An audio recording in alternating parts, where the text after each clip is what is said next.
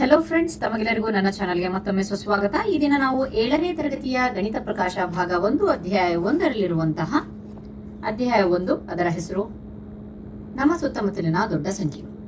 Okay, so ಇದರ ಒಂದು last exercise ಕಂಡು ಹಿಡಿರಿ. ಪೇಜ್ ನಂಬರ್ 20ರಲ್ಲಿದೆ. ಸೊ ಬನ್ನಿ ನೋಡೋಣ. ನನ್ನ ಹಿಂದಿನ ವಿಡಿಯೋಸ್ಗಳು ಬೇಕು ಅಂತಂದ್ರೆ ಡಿಸ್ಕ್ರಿಪ್ಷನ್ ಬಾಕ್ಸ್ ಅಲ್ಲಿ ಪ್ಲೇ ಲಿಸ್ಟ್ ಇದೆ, ಅದ್ರ ಮೂಲಕ ನೀವು ನೋಡಬಹುದು.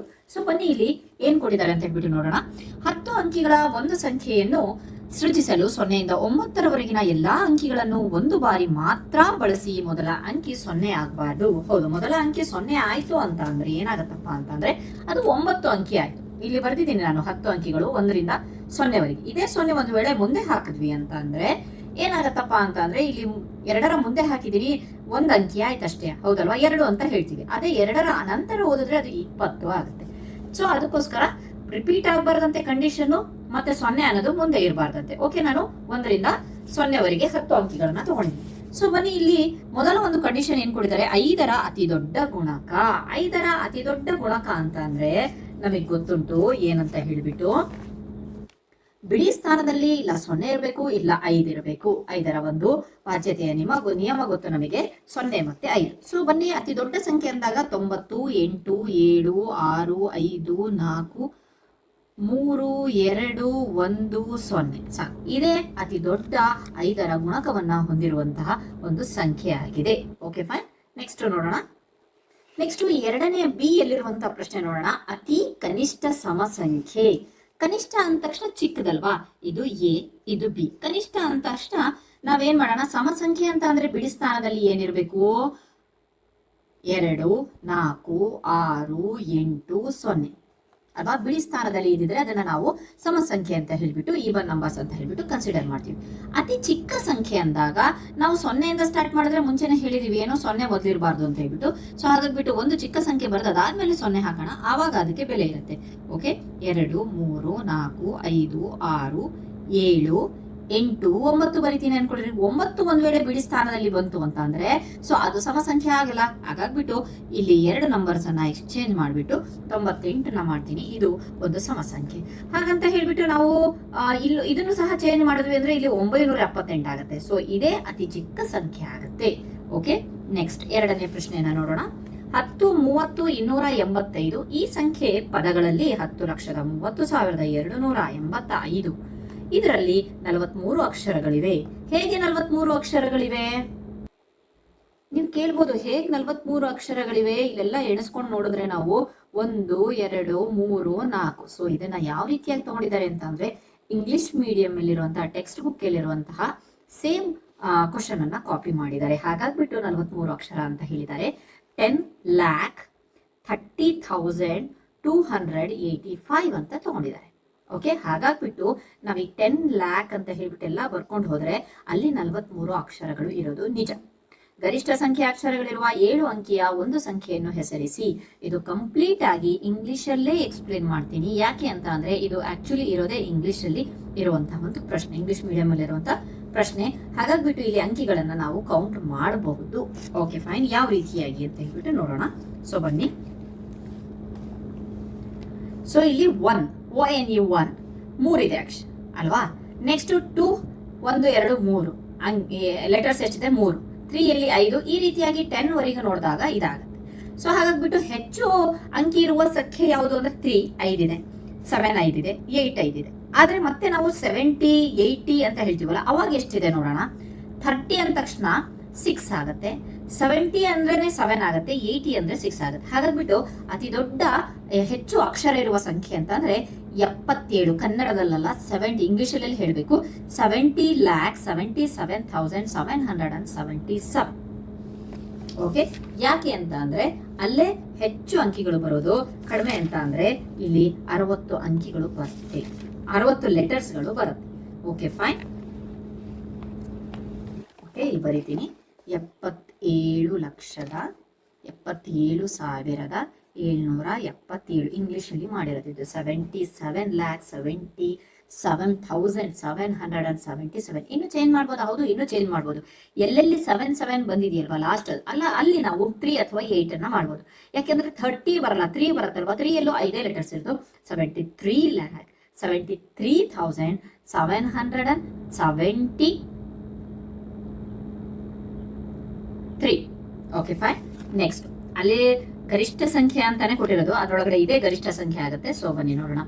ನೆಕ್ಸ್ಟ್, ಯಾವುದೇ ಎರಡು ಅಂಕಿಗಳನ್ನ ಪರಸ್ಪರ ಬದಲಾಯಿಸಿದಾಗ ಅತಿ ದೊಡ್ಡ ಸಂಖ್ಯೆ ಬರುವಂತೆ 9 ಅಂಕಿಯ ಒಂದು ಸಂಖ್ಯೆಯನ್ನು ಬರೆಯಿರಿ. ಅಂತಹ ಎಷ್ಟು ಸಂಖ್ಯೆಗಳಿವೆ ಅಂತ ಹೇಳ್ಬಿಟ್ಟು ಹೇಳಿದ್ದಾರೆ. So simple. ಏನಂತ ಹೇಳ್ಬಿಟ್ಟು ನಾವು 1 2 3 ಬರೀತೀವಾ? ಸೊ ಅದನ್ನ ಇಂಟರ್ಚೇಂಜ್ ಮಾಡೋಣ. ಯಾವ್ದಾದ್ರು 2 ಅಂಕಿಗಳನ್ನಷ್ಟೇ ಚೇಂಜ್ ಮಾಡಕ್ ಸಾಧ್ಯ ಇದೆಯಂತೆ. ಫಾರ್ ಎಕ್ಸಾಂಪಲ್ ಇಲ್ಲಿ ನೋಡಿ, ಅದನ್ನ ಬಿಡಿ, 1 ರಿಂದ 9 ಅಂಕಿಗಳು ಅಂತ ಹೇಳ್ಬಿಟ್ಟು ಇದ್ರೊಳಗಡೆ ಯಾವ್ದನ್ನ ಚೇಂಜ್ ಮಾಡಿದ್ರೆ ದೊಡ್ಡ ನಂಬರ್ ಸಿಗತ್ತೆ ಅಂದ್ರೆ ಇವೆರಡನ್ನು ಚೇಂಜ್ ಮಾಡಿ. ಆವಾಗ ಏನಾಗತ್ತಪ್ಪ ಅಂತಂದ್ರೆ ಎಷ್ಟಾಗತ್ತೆ? 92 ಕೋಟಿ ಆಗತ್ತೆ. ಅದನ್ನ ಬಿಟ್ಟು ನೀವು ಯಾವುದೇ ನಂಬರ್ ಅನ್ನ ಇಲ್ಲಿ ಹಾಕಕ್ ಹೋದ್ರು ಸಹ ಅದು 80 ಕೋಟಿ, 70 ಕೋಟಿ, 60 ಕೋಟಿ. ಸೊ ಹಾಗಾಗ್ಬಿಟ್ಟು ಹೈಯೆಸ್ಟ್ ಅಂತ ಅಂದ್ರೆ 90 ಕೋಟಿ. ನಾವೇನ್ ಮಾಡೋಣ? 90. ಮತ್ತೆ ಬೇರೆ ನಂಬರ್ಸ್ ಅನ್ನ ನಾವು ಮಾಡೋ ಹಾಗಿಲ್ಲ. 2 3 4 5 6 7 8 1. Okay fine. ಇದೆ ದೊಡ್ಡದು. 92 ಕೋಟಿ 34,56,781 ಬಂತು. ಸೊ ಬನ್ನಿ ನೆಕ್ಸ್ಟ್ 4ನೇ ಕ್ವಶನ್ ನೋಡೋಣ. ಇದಿಷ್ಟು ಸಂಖ್ಯೆ ಕೊಡಿದಾನೆ. ಇದು ಕಂಪ್ಲೀಟ್ ಆಗಿರುವಂತ ಸಂಖ್ಯೆ. ಅದು ಎಷ್ಟು ಅಂತ ಹೇಳ್ಬಿಟ್ಟು ಓದಿ ಕೊಮ ಹಾಕಿ ನೋಡಿ. ಸೊ ಕಂಪ್ಲೀಟ್ ಕೊಟ್ಟಿದ್ದಾರೆ. ಸೊ ಇಲ್ಲಿ ಏನಿದೆ ಅಂತಂದ್ರೆ ಸಂಖ್ಯೆಯಲ್ಲಿ ಉಳಿಯುವ ಸಂಖ್ಯೆಯು ಸಾಧ್ಯವಾದಷ್ಟು ದೊಡ್ಡ ಸಂಖ್ಯೆ ಆಗಿರುವಂತೆ 10 ಅಂಕಿಗಳನ್ನ ಹೊಡೆದು ಹಾಕಿ ಕಂಡೀಷನ್ ಕೊಟ್ಟಿದ್ದಾರೆ. ಇದ್ರೊಳಗಡೆ ಯಾವ್ದಾದ್ರು 10 ಅಂಕಿಗಳನ್ನ ಹೊಡೆದು ಹಾಕ್ರಿ. ಹೊಡೆದು ಹಾಕಿದ್ಮೇಲೆ ಉಳಿಯತ್ತಲ್ವಾ ಆ ಸಂಖ್ಯೆ ದೊಡ್ಡ ಸಂಖ್ಯೆ ಆಗಿರಬೇಕು. ಯಾವ ರೀತಿಯಾಗಿ ಅಂತ ಹೇಳ್ಬಿಟ್ಟು ಬರೆಯೋಣ. ಸೊ ಸಂಖ್ಯೆನ ಫಸ್ಟ್ ಬರೀತೀನಿ ನಾನು.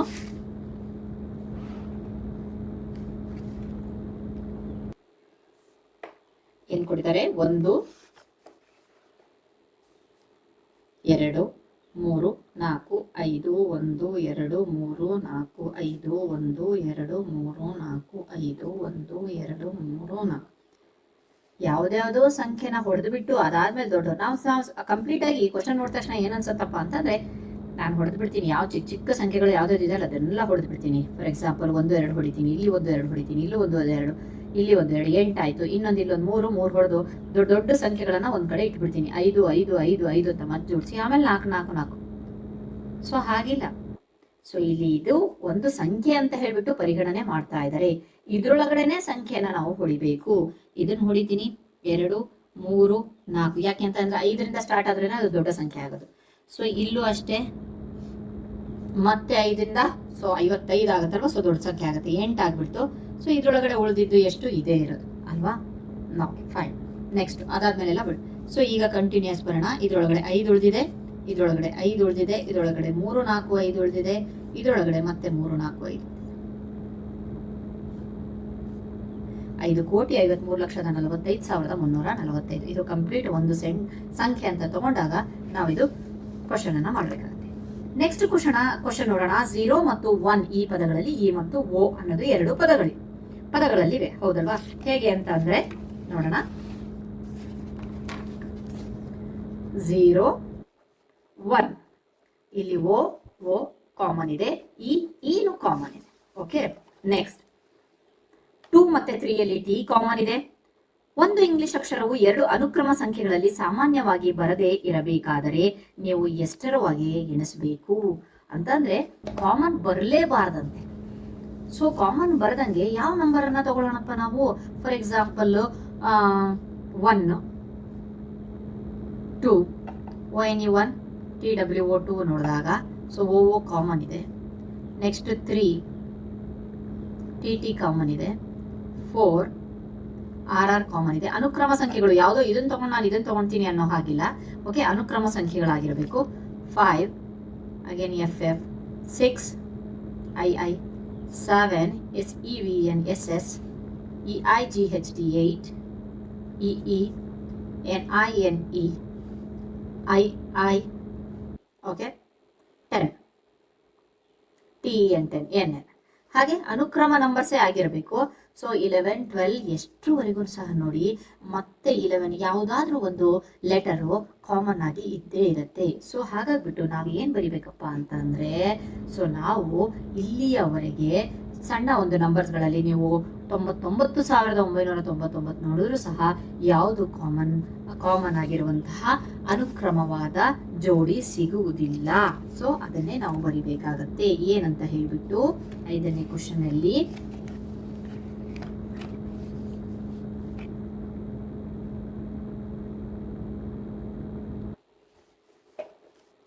ಸೊ ಕಂಪ್ಲೀಟ್ ಆಗಿ ಬರೆದು ಬಿಡಿ. ಒಂದು ಇಂಗ್ಲಿಷ್ ಅಕ್ಷರವು 2 ಅನುಕ್ರಮ ಸಂಖ್ಯೆಗಳಲ್ಲಿ ಸಾಮಾನ್ಯವಾಗಿ ಬರದೇ ಇರದ ಸಂಖ್ಯೆಗಳು ಇಲ್ಲವಾಗಿವೆ. ಎಲ್ಲಾ ಅನುಕ್ರಮ ಸಂಖ್ಯೆಗಳು ಇಂಗ್ಲಿಷ್ನ ಯಾವುದಾದರೂ ಒಂದಾದರೂ ಆಗಿರ್ಬೋದು, ಎರಡಾದ್ರೂ ಆಗಿರ್ಬೋದು. ಫಾರ್ ಎಕ್ಸಾಂಪಲ್ 0ದಲ್ಲಿ ಏನು ಕಾಮನ್ ಇದೆ, ಓನು ಕಾಮನ್ ಇದೆ, ಎರಡು ಒಂದಕ್ಕಿಂತ ಜಾಸ್ತಿನೂ ಇರ್ಬೋದು. ಯಾವುದಾದ್ರೂ ಒಂದಾದರೂ ಅಕ್ಷರವನ್ನು ಕಾಮನ್ ಆಗಿ ಹೊಂದಿದೆ. ಹಾಗಾಗ್ಬಿಟ್ಟು ನನಗೆ ಅದು ಯಾವ ನಂಬರ್ಸು ಸಿಕ್ಕಿಲ್ಲ. ನಿಮಗೆ ಸಿಕ್ಕಿದ್ರೆ ಪ್ಲೀಸ್ ಕಮೆಂಟ್ ಮಾಡಿ. ಸೊ ನೆನಪಿರಲಿ, ಅನುಕ್ರಮ ನಂಬರ್ಸ್ ಆಗಿರಬೇಕು. ಸೊ ಬನ್ನಿ ನೆಕ್ಸ್ಟ್ 6ನೇ ನಂಬರ್ ನೋಡೋಣ. ಇದು ಬಹಳ ಇದನ್ನು ಪ್ರಯತ್ನಿಸಿ ಅಂತ ಇದೆಯಲ್ಲ, ಇದು ಸ್ವಲ್ಪ ಟ್ರಿಕ್ಕಿ ಕ್ವಶನ್ಸ್ಗಳಿರುತ್ತೆ. ಸೊ ಬನ್ನಿ ನೋಡಿ. 1, 2, 3, 4, 9, 10 ಹೀಗೆ ಎಲ್ಲಾ ಸಂಖ್ಯೆಗಳನ್ನು ಬರೆದರೆ ಸಂಖ್ಯೆ 10ರ ಭಾಗವು ನೀವು ಬರೆಯುವ 10ನೇ ಅಂಕಿ 1 ಮತ್ತು 11ನೇ ಅಂಕಿ 0 ಆಗಿರುತ್ತೆ. ಏನ್ ಹೇಳ್ತಾ ಇದ್ದಾನೆ ಗೊತ್ತಾ ಅವರು? ನಾವು 1, 2, 3 ಬರಿತೀವಲ್ವಾ, 4, 5, 6, 7, 8, 9, 10. ಇದು 1ನೇ ಅಂಕಿ, ಇದು 2, ಇದು 3, ಇದು 4, ಇದು 5, ಇದು 6, ಇದು 7, ಇದು 8, ಇದು 9, ಇದು 10. ಯಾವುದು? ಇದ್ರೊಳಗಡೆ 2 ಅಂಕಿ ಇದಾವೆ. ಇದು 10ನೇ ಒಂದು ಡಿಜಿಟ್ ಅಂತ ಹೇಳ್ಬೋದು. ಆಯ್ತಾ? ಏನಂತ ಹೇಳ್ತಾರೆ? 10ನೇ ಅಂಕಿ ಅಂತ ಹೇಳ್ತಾರೆ. ಇದು 11ನೇ ಅಂಕಿ. ಓಕೆ, 11ನೇ ಅಂಕಿ. ಮತ್ ನೆಕ್ಸ್ಟ್ 11 ಹೋದಾಗ ಇದು 12ನೇ ಅಂಕಿ, ಇದು 13ನೇ ಅಂಕಿ. ಹಾಗೆ 12ನೇ ನಂಬರ್ ತಗೊಂತೀವಿ ನೆಕ್ಸ್ಟ್ 11 ಆದ್ಮೇಲೆ. ಇದು 14ನೇ ಅಂಕಿ, 15ನೇ ಅಂಕಿ. ಸೊ ಅರ್ಥ ಆಗಿದೆ ಅಂಕಿ ಅನ್ಕೊಂಡಿದ್ದೀನಿ. ಸೊ ಬನ್ನಿ ನೋಡೋಣ ಅದಕ್ಕೆ ರಿಲೇಟೆಡ್ ಆಗಿ ಏನ್ ಕ್ವಶನ್ ಕೊಟ್ಟಿದ್ದಾನೆ. ಸೊ 1000ನೇ ಅಂಕಿ ಯಾವುದಾಗಿರುತ್ತದೆ? ಇದು ಯಾವ ಸಂಖ್ಯೆಗೆ ಬರುತ್ತದೆ? ಹಾಗಾದ್ರೆ ಇದೇ ರೀತಿ ಎಣಿಸ್ಕೊಂಡು ಹೋದ್ರೆ 1000ದ ಅಂಕಿ ಯಾವುದಾಗಿರುತ್ತೆ ಅಂತ ಹೇಳಿಕೊಡ್ತೀನಿ. ಬಹಳ ಟ್ರಿಕ್ಕಿ ಆಗಿದೆ. ಸೊ ನಾವು ಫಸ್ಟ್ ಏನ್ ಮಾಡೋಣ ಅಂತ ಅಂದ್ರೆ 1ರಿಂದ 9ರವರೆಗೆ ತಗೊಳ್ಳೋಣ. ಇದು 1 ಡಿಜಿಟ್ ಅಲ್ವಾ, ಒಂದು ಅಂಕಿ ಸಂಖ್ಯೆ ಇದು. 1ರಿಂದ 9ರವರೆಗೆ. ಸೊ ಇದ್ರೊಳಗಡೆ ಒಟ್ಟು ಸಂಖ್ಯೆಗಳು ಎಷ್ಟಿರ್ತವೆ? ಒಟ್ಟು ಇದ್ರ ಮಧ್ಯೆ ಎಷ್ಟಿರುತ್ತೆ ಅಂತಂದ್ರೆ ನಾವು ಹೇಗೆ ಲೆಸ್ ಮಾಡ್ಬೇಕು ಅಂತ ಹೇಳ್ಬಿಟ್ಟು ನಾನು ಹೇಳ್ಕೊಡ್ತೀನಿ. 9ರಲ್ಲಿ 1ನ್ನ ಕಳೀರಿ, 8 ಬರುತ್ತೆ. 8ಕ್ಕೆ 1ನ್ನ ಸೇರಿಸ್ರಿ, 9. ಹಾಗಾದ್ರೆ ಇದ್ರ ಒಳಗಡೆ 9 ಅಂಕಿಗಳು. ಒಟ್ಟು ಸಂಖ್ಯೆಗಳು ಇದ್ರ ಮಧ್ಯ 9 ಇದಾವೆ. ಒಟ್ಟು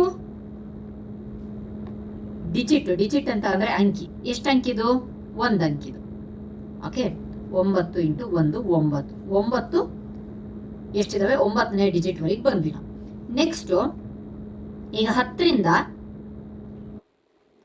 99ರವರೆಗೆ ಇವು 2 ಅಂಕಿ ಅಲ್ವಾ, 2 ಅಂಕಿ ಸಂಖ್ಯೆ ಇವು. 1 2 1 2 ಲಾಸ್ಟ್ ವರೆಗೂ 2 ಅಂಕಿ ಸಂಖ್ಯೆ. ಸೊ ಇಲ್ಲೂ ಅಷ್ಟೇ ಒಟ್ಟು ಸಂಖ್ಯೆಗಳು ಎಷ್ಟು ಬರುತ್ತೆ ಅಂತ ಅಂದ್ರೆ ಇದ್ರ ಮಧ್ಯ. ಓಕೆ, ಒಟ್ಟು ಸಂಖ್ಯೆಗಳು ಇದ್ರ ಮಧ್ಯೆ 10 to 99 ಒಳಗಡೆ ಯಾವ ಸಂಖ್ಯೆಗಳಿದಾವೆ? ಎಷ್ಟು ಸಂಖ್ಯೆಗಳಿದಾವಪ್ಪ ಅಂತಂದ್ರೆ 90 ಸಂಖ್ಯೆಗಳಿದಾವೆ.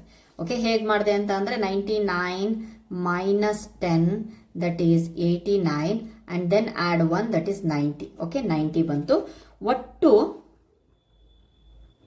ಡಿಜಿಟ್ಸ್ ಅಂಕಿಗಳು ಎಷ್ಟಿದಾವೆ? 2 ಅಂಕಿದಲ್ವಾ. ಸೊ ಹಾಗಾದ್ರೆ 90 ಇಂಟು 2 ಎಷ್ಟಾಯ್ತು? 180 ಆಯ್ತು. ಹಾಗಾದ್ರೆ ಇವೆರಡರ 1ರಿಂದ ಹಾಗಾದ್ರೆ 1ರಿಂದ 90ರವರೆಗೆ ಎಷ್ಟಿದಾವೆ ಅಂಕಿಗಳು? ಡಿಜಿಟ್ಸ್ ಅಂಕಿಗಳು ಎಷ್ಟಿದಾವೆ ಅಂತ ಅಂದ್ರೆ 1ರಲ್ಲಿ 9, 10ರಿಂದ 99ರೊಳಗಡೆ 180. So total 189, 189. ನೆಕ್ಸ್ಟ್ ಈಗ ಬರೋಣ, ಇನ್ನು ನಮಗೆ 1000ದ ಅಂಕಿವರೆಗೂ ಹೋಗ್ಬೇಕಂತೆ. ಈಗ 100ರಿಂದ 999 ನೋಡೋಣ. ಇದು 3 ಅಂಕಿ ಸಂಖ್ಯೆ ಅಲ್ವಾ. ಓಕೆ, ಸೊ ಇವೆರಡರ ಮಧ್ಯೆ ಒಟ್ಟು ಸಂಖ್ಯೆಗಳು ಎಷ್ಟಿದಾವೆ? ಒಟ್ಟು ಸಂಖ್ಯೆಗಳು 900 ಇದೆ. ಹಾಗಾದ್ರೆ ಒಟ್ಟು ಅಂಕಿಗಳು ಎಷ್ಟಿದಾವೆ? 900 ಇಂಟು 3. ಸೊ ಇಲ್ಲೇ ನೋಡ್ಬೋದು 1 2 3 ಲಾಸ್ಟ್ವರೆಗೂ 1 2 3. ಓಕೆ 3. ಸೊ ಇಂಟು 3 ಮಾಡಿದ್ವಿ. ಸೊ ಎಷ್ಟಾಯಿತು? 2700 ಆಯಿತು ಇದು. ಹಾಗಾದರೆ 1ರಿಂದ ಟೋಟಲ್ ಇಲ್ಲಿಂದನೂ ಹೇಳ್ತಾ ಇರೋದು 1ರಿಂದ 999ವರೆಗೆ ಎಷ್ಟಿದಾವೆ ಅಂಕಿಗಳು ಅನ್ನೋದು ಕೌಂಟ್ ಮಾಡಿದ್ರೆ 189, 189 ದೆನ್ 2700. 9 ಬರಿಬೇಕು, 189 ಬರಿಬೇಕು, ನೆಕ್ಸ್ಟ್ 2700 ಬರೆದ್ರೆ ಸೊ ನಮಗೆ 2889 ಬರುತ್ತೆ. ಓ ಜಾಸ್ತಿ ಆಯಿತು. ಸೊ ಏನಪ್ಪ ಅಂತಂದರೆ ಇಲ್ಲಿ ಟೋಟಲ್ 1000ಕ್ಕಿಂತ ಜಾಸ್ತಿ ಆಯಿತು.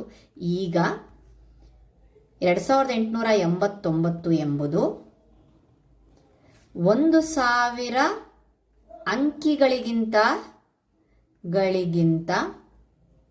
ಹೆಚ್ಚಾಗಿದೆ ಅಲ್ವಾ?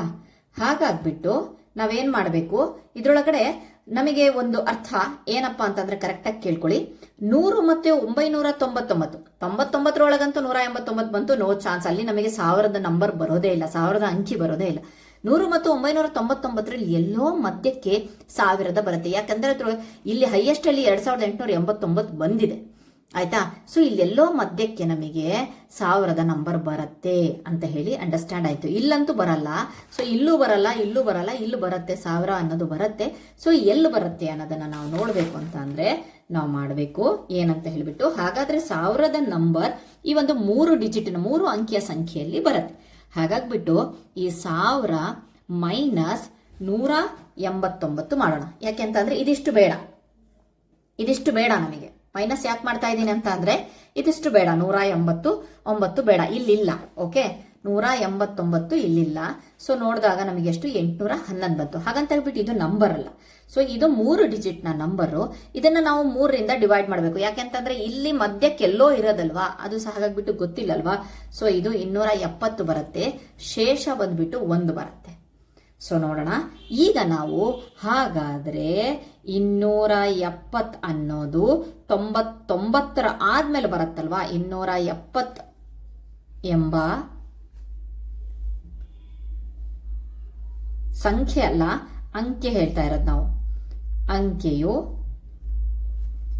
99ರ ನಂತರ ಬರುತ್ತದೆ ಅಲ್ವಾ. ಸೊ ಈ 99 ಆದ್ಮೇಲೆ ಬರೋದದು. ಈ 99ರ ಅಂಕೆಯ ನಂತರ ಬರುತ್ತದೆ. ಹಾಗಾಗ್ಬಿಟ್ಟು ನಾವು 99 ಜೊತೆಗೆ ಈ 270 ಕೂಡಿಸಿದಾಗ 369 ಬರುತ್ತೆ. ಈ ಶೇಷನ 1 ಕೂಡಿಸಿದ್ರೆ 370 ಬರುತ್ತೆ. ಹಾಗಾದ್ರೆ 1000ನೇ ಅಂಕೆ ಯಾವುದಪ್ಪ ಅಂತಂದ್ರೆ 370. ಫೈನಲ್. ಇದು tricky answer, very tricky answer. ಓಕೆನಾ? ಹಾಗಾಗ್ಬಿಟ್ಟು ಜಾಸ್ತಿ ತಲೆ ಕೆಡಿಸ್ಕೋಬೇಡಿ. ಇದು 6ರವರೆಗೆ ಮುಗ್ದಿದೆ. ಇಲ್ಲಿಯವರೆಗೆ ನಾವು ಈ ಒಂದು 1ರಿಂದ 6ರವರೆಗೆ ನೋಡಿದೀವಿ. ನೆಕ್ಸ್ಟ್ ವಿಡಿಯೋದಲ್ಲಿ ರಿಮೈನಿಂಗ್ 7ರಿಂದ ಸೊ ಇನ್ನೂ ಇದೆ, ಸಾರಿ ಇನ್ನೊಂದಿದೆ, ಕಂಟಿನ್ಯೂ ಇದೆ. ಓಕೆ ಇಲ್ಲ ನೆಕ್ಸ್ಟ್ ಇನ್ನೂ ಕಂಟಿನ್ಯೂ ಇದೆ ಕ್ವಶನ್. ಏನಪ್ಪಾ ಅಂತಂದ್ರೆ ಮಿಲಿಯನ್ನ ಅಂಕಿಯನ್ನು ಯಾವ ಸಂಖ್ಯೆ ಹೊಂದಿರುತ್ತದೆ? ಇಷ್ಟೊತ್ತವರೆಗೆ 1000ದ ಅಂಕಿ ಯಾವ್ದಿದೆ ಅಂತ ಹೇಳ್ಬಿಟ್ಟು ನೋಡಿದ್ವಲ್ವಾ. ಈಗ ನಾವು ಮಿಲಿಯನ್ ಅಂಕಿ ಯಾವ್ದಿದೆ ಅಂತ ಹೇಳ್ಬಿಟ್ಟು ನೋಡಬೇಕು. ಇದೇ ಮೆಥಡ್ ನಾವು ಏನ್ ನೋಡಿದ್ವಲ್ವಾ, ಅದೇ ಮೆಥಡ್. ಸೊ ಬನ್ನಿ ನೋಡೋಣ. ಸೊ 6ನೇ ಕ್ವಶನ್ ಅಲ್ಲಿ ಬಿ, ಮಿಲಿಯನ್ ಅಂಕಿ ಬಗ್ಗೆ. ಓಕೆ, ಇಲ್ಲಿ ಆಲ್ರೆಡಿ ನಾವು ಏನ್ ಮಾಡಿದ್ವಪ್ಪ ಅಂತ ಅಂದ್ರೆ ಇಲ್ಲಿ ನೀವು ನೋಡಬಹುದು. ಇಲ್ಲಿ ನಾವು 1ರಿಂದ 9 ಎಷ್ಟು ಬಂದಿದೆ ಅಂತ ನೋಡಿದ್ವಿ. 9 ಒಟ್ಟು 9 ಅಂಕಿ. 10ರಿಂದ 99 ಹಿಂದಿನದ್ರೊಳಗಡೆ 189 ನೋಡಿದ್ವಿ. ನೆಕ್ಸ್ಟ್ 100ರಿಂದ 990 2889 ನೋಡಿದ್ವಿ. ನೆಕ್ಸ್ಟ್ ನಾವೀಗ ನೋಡೋಣ 1000ದಿಂದ ಮುಂದೆ ನೋಡೋಣ. ಓಕೆ, 1000ದಿಂದ ಸೊ ಕಂಟಿನ್ಯೂಷನ್ 9999 ಇದು 4 ಅಂಕಿ ಸಂಖ್ಯೆ ಹೌದಲ್ವಾ. ಇದರೊಳಗಡೆ 4 ಅಂಕಿಗಳಿದಾವೆ, 4 ಅಂಕಿ ಸಂಖ್ಯೆ ಆಗಿದೆ. ಇದರೊಳಗಡೆ ಒಟ್ಟು ಸಂಖ್ಯೆಗಳು ಎಷ್ಟು ಬರುತ್ತಪ್ಪ ಅಂತಂದ್ರೆ ಇವೆರಡರ ಮಧ್ಯ ಒಟ್ಟು ಸಂಖ್ಯೆಗಳು 9000 ಬರುತ್ತೆ. ಓಕೆ, ಒಟ್ಟು ಅಂಕಿಗಳು ಎಷ್ಟು ಬರುತ್ತೆ ಅಂತ ಹೇಳ್ಬಿಟ್ಟು ನೋಡೋಣ. 9000 ಇಂಟು 4 ಅಂಕಿ 1 2 3 4 4ರಿಂದ ಅಲ್ವಾ, 4ರಿಂದ ನಾವು ಗುಣಿಸೋಣ. ಟೋಟಲ್ 36,000 ಬಂತು. ಸೊ ಈಗ ನಾವು ಒಟ್ಟು ಟೋಟಲ್ 1ರಿಂದ 9900 ವರೆಗಿನ ಅಂಕಿಗಳು ನೋಡಿದ್ರೆ ಎಷ್ಟು? ಫಸ್ಟ್ ಸ್ಟಾರ್ಟಿಂಗ್ 9 ಬಂತು, ಆಮೇಲೆ 189 ಬಂತು, ಆಮೇಲೆ 2700 ಬಂತು. ನೆಕ್ಸ್ಟ್ ಅದಾದ್ಮೇಲೆ 2889 ಬಂತು. ಅಂದ್ರೆ ಅರ್ಥ ಆಯ್ತಲ್ವಾ? ಇದು 1 ರಿಂದ 9, 10 ರಿಂದ 99, ಇದು 100 ರಿಂದ ನಿಮಿಷ ನೋಡೋಣ ಮತ್ತೊಂದ್ಸಲಿ. 1 ರಿಂದ 9, 10 ರಿಂದ 90, 100 ರಿಂದ 999. ಓಕೆ, ನೆಕ್ಸ್ಟ್ ಇದು ಟೋಟಲು, ಇದರ ಒಂದು ಫುಲ್ ಕಂಪ್ಲೀಟ್ ಟೋಟಲ್ ಇದು. ಓಕೆ, ಅದ್ರ ಜೊತೆಗೆ ಈ 36,000 ಕೂಡಿಸಿದಾಗ ಎಷ್ಟು ಬರುತ್ತೆ? 38,889. Okay, fine. ಈಗಲೂ ಬಂದಿಲ್ಲ. ಮಿಲಿಯನ್ ಅಂತ ಅಂದ್ರೆ 10 ಲಕ್ಷ ಅಲ್ವಾ? ಸೊ 10 ಲಕ್ಷದ ಮೇಲ್ ಬರಬೇಕು. ನೆಕ್ಸ್ಟ್ ನೋಡೋಣ. ಸೊ 1000ದಿಂದ 10,000 ಆಯ್ತಾ? 10,000ದಿಂದ ನೋಡೋಣ. ಈಗ 10,000ದಿಂದ ಬಹಳ ಟ್ರಿಕ್ಕಿ ಇದೆ ಕ್ವಶನ್, ಬಹಳ ತಲೆ ತಿನ್ನತ್ತೆ. ಸೊ ಹಾಗಾಗ್ಬಿಟ್ಟು ಜಾಸ್ತಿ ಟೆನ್ಷನ್ ತಗೊಂಡ್ಬಿಡ್ರಿ. ಎಕ್ಸಾಮ್ ಪರ್ಪಸ್ ಈ ರೀತಿಯಾದಂತಹ ಒಂದು ಕ್ವಶನ್ಸ್ಗಳನ್ನ ಕೇಳೋದಿಲ್ಲ. ಯಾಕಂತಂದ್ರೆ ಕ್ವಶನ್ ಮುಂದೆ ಇದೆ ಏನಂತ ಹೇಳ್ಬಿಟ್ಟು, ಇದನ್ನು ಪ್ರಯತ್ನಿಸಿ ಅಂತ ಹೇಳ್ಬಿಟ್ಟು, ಪ್ರಯತ್ನಿಸಿ, ಇದನ್ನ ಲೆಕ್ಕ ಮಾಡಿ ಅಂತ ಕೊಟ್ಟಿಲ್ಲ, ಪ್ರಯತ್ನಿಸಿ, ಪ್ರಯತ್ನ ಮಾಡ್ರಿ. ಸೊ ನಿಮಗೆ ಇಂಟ್ರೆಸ್ಟ್ ಇದ್ರೆ ಪ್ರಯತ್ನ ಮಾಡ್ತಿರುವಾಗ ನಾನು ಹೇಳ್ತೀನಿ. ಸೊ ಇದ್ರೊಳಗಡೆ ಒಟ್ಟು ಸಂಖ್ಯೆ ಎಷ್ಟಿದಾವಪ್ಪ ಅಂತಂದ್ರೆ 90,000 ಇದೆ. ಒಟ್ಟು ಅಂಕಿಗಳೆಷ್ಟಿದಾವಪ್ಪ ಅಂತಂದ್ರೆ 90,000 ಇಂಟು 5 ಅಂತಂದ್ರೆ 4,50,000 ಬಂತು. ಸೊ ಹಾಗಾದ್ರೆ 1 ರಿಂದ 99,000ದವರೆಗೆ ಎಷ್ಟು ಬರುತ್ತೆ ಅಂತ ಅಂದ್ರೆ, ಸೊ ಡೈರೆಕ್ಟ್ ಆಗಿ ಇಲ್ಲಿ ಆಲ್ರೆಡಿ ಹಿಂದಿಂದೆಲ್ಲ ಕೂಡಿಸ್ಬಿಟ್ಟಿದ್ವಿ. 38,889 ಪ್ಲಸ್ 4,50,000ನ ಕೂಡಿಸ್ಬಿಡೋಣ. ಸೊ 4,88,889 ಬಂತು. ಓಕೆ, ಈಗಲೂ ಸಹ ನಮಗೆ ಟಾರ್ಗೆಟ್ ರೀಚ್ ಆಗಿಲ್ಲ. ನೆಕ್ಸ್ಟ್ ಮತ್ತೆ ಮುಂದಕ್ಕೆ ಹೋಗ್ಬೇಕು ನಾವು. 1,00,000ದಿಂದ 9,99,999 ನೋಡೋಣ. 6 ಡಿಜಿಟ್ ಅಥವಾ 6 ಅಂಕಿಗಳು, 6 ಅಂಕಿಗಳು. ಇಲ್ಲಿ ಒಟ್ಟು ಸಂಖ್ಯೆಗಳು ಎಷ್ಟು ಬರುತ್ತೆ? 9 ಲಕ್ಷ ಬರುತ್ತೆ ಒಳಗಡೆ. ಒಟ್ಟು ಅಂಕಿಗಳು 9 ಲಕ್ಷ ಇಂಟು 6 ಡಿಜಿಟ್ ಅಲ್ವಾ? ಸೊ ಎಷ್ಟು ಬರುತ್ತೆ? 54 ಲಕ್ಷ ಬರುತ್ತೆ. ಬಂತು. ಹಾಗಾದ್ರೆ 54 ಲಕ್ಷ ಬಂತು. ಇನ್ನು ಟೋಟಲ್ 1 ರಿಂದ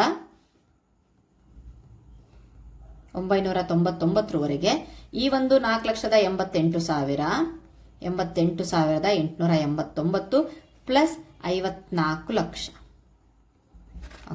ಟೋಟಲ್ ಎಷ್ಟಾಗತ್ತೆ ಅಂದ್ರೆ 58,88,889. ಈಗ ಇದು 10 ಲಕ್ಷದ ಮೇಲಿದೆ ಅಂತ ಅಂದ್ರೆ ಮಿಲಿಯನ್ಗೆ ಬಂದಿದೆ. 10 ಲಕ್ಷ ಎಲ್ಲಿ? 58 ಜಾಸ್ತಿ ಇದಾಗಿದೆ. ಸೊ ಹಾಗಾದ್ರೆ ಇದು ಅಂಡರ್ಸ್ಟುಡ್ ಏನಪ್ಪಾ ಅಂತಂದ್ರೆ ನಮ್ ನಂಬರ್ ಇಲ್ಲೆಲ್ಲೂ ಇರಲ್ಲ, ಮೇಲೆ ಈ ನಂಬರ್ ಒಳಗಡೆ ಇರುತ್ತೆ. 1 ಲಕ್ಷ ಮತ್ತೆ 9,99,000 ಒಳಗಡೆ ಇರುತ್ತೆ. ಯಾಕಂದ್ರೆ ಕಡಿಮೆ ಬಂತು ಅಂದ್ರೆ 4 ಲಕ್ಷ ಬಂದ್ಬಿಡಿದೆ ಅಲ್ವಾ ರೌಂಡ್ ಫಿಗರ್. ಹಾಗಾಗ್ಬಿಟ್ಟು ನಮಗೆ 10 ಲಕ್ಷ ನಿಯರ್ ಬೇಕು. ಮಿಲಿಯನ್ ಅಂದ್ರೆ 10 ಲಕ್ಷ. ಸೊ ಇದ್ರ ಮಧ್ಯೆ ಎಲ್ಲೋ ನಮ್ಮ ಒಂದು ಮಿಲಿಯನ್ನಿನ ಒಂದು ಅಂಕಿ ಇರುತ್ತೆ. ಸೊ ಬನ್ನಿ ಅದನ್ನ ನಾವು ಹುಡುಕೋಣ, ಯಾವ ರೀತಿಯಾಗಿ ಹುಡುಕೋದು ಅಂತ ಹೇಳಿ. ಸೊ 1 ಲಕ್ಷದಿಂದ ಹಿಂದ್ಗಡೆ ಯಾವುದು ಇರಲ್ಲಲ್ವಾ?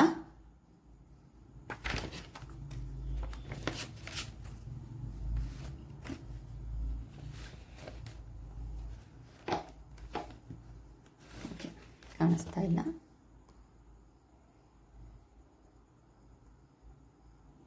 ಓಕೆ, 1 ಲಕ್ಷದಿಂದ ನಾವು ಹಿಂದಿನ ಒಂದು ಸಂಖ್ಯೆಗಳನ್ನ ಡಿಲೀಟ್ ಮಾಡಿಬಿಡೋಣ.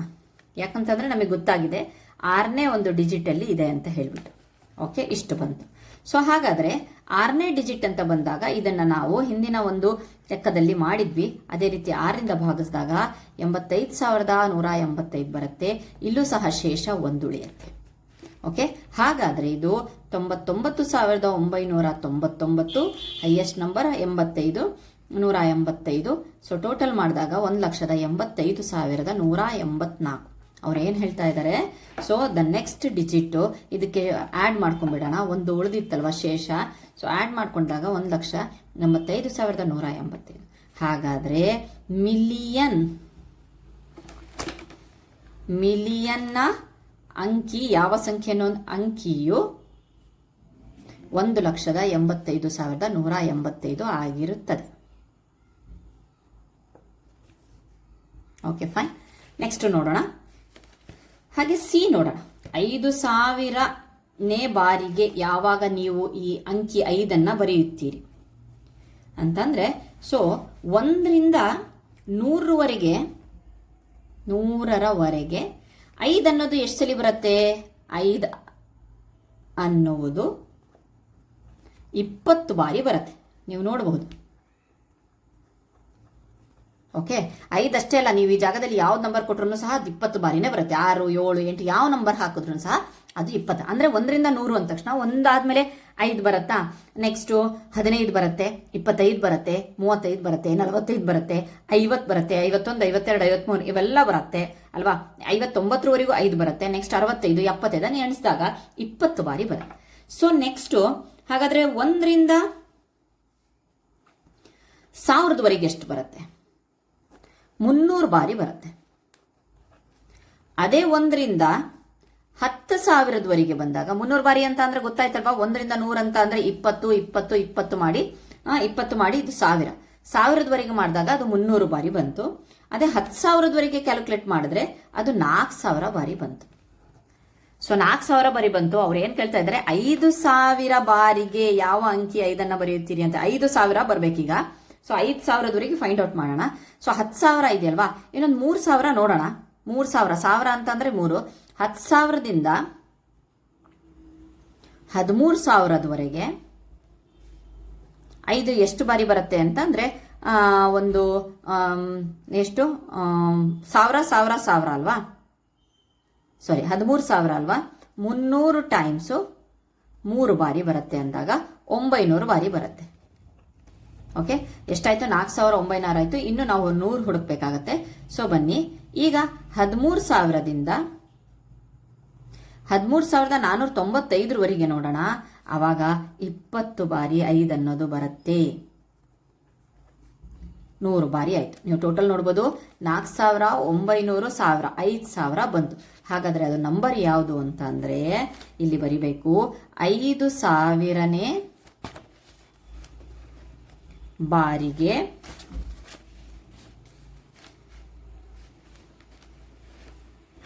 13,495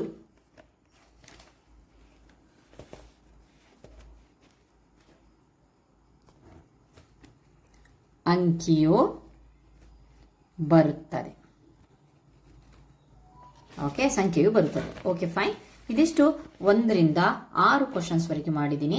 ಸೊ ನೆಕ್ಸ್ಟ್ ವಿಡಿಯೋದಲ್ಲಿ ನಾವು ಕಂಟಿನ್ಯೂ ಮಾಡೋಣಂತೆ. Thank you. ನಲ್ಲಿ 10,000, 100ರ ಗುಂಡಿಗಳು ಮಾತ್ರ ಇವೆ. ಮುಂದಿನ ಸಂಖ್ಯೆಗಳನ್ನು ಸೂಚಿಸಲು ಎಷ್ಟು ಬಾರಿ ಗುಂಡಿಗಳನ್ನು ಒತ್ತಬೇಕು ಎಂಬುದಕ್ಕೆ ಒಂದು ಬೀಜೋಕ್ತಿಯನ್ನು. ಸೊ ನಮ್ಮ ಹತ್ರ ಕ್ಯಾಲ್ಕುಲೇಟರ್ ಇದೆ. ಆ ಕ್ಯಾಲ್ಕುಲೇಟರ್ ಬರೀ 10,000 ಇದೆ ಮತ್ತೆ 100 ಇದೆಯಂತೆ. ಸೊ ಇದು ಬರಬೇಕು. ಸೊ ಇದು ಬರಬೇಕು ಅಂತ ಅಂದ್ರೆ ನಾವು ಯಾವ ರೀತಿಯಾಗಿ ಮಾಡಬೇಕು ಅಂತಂದ್ರೆ, ಸೊ ಇಲ್ಲಿ ನೋಡಬಹುದು.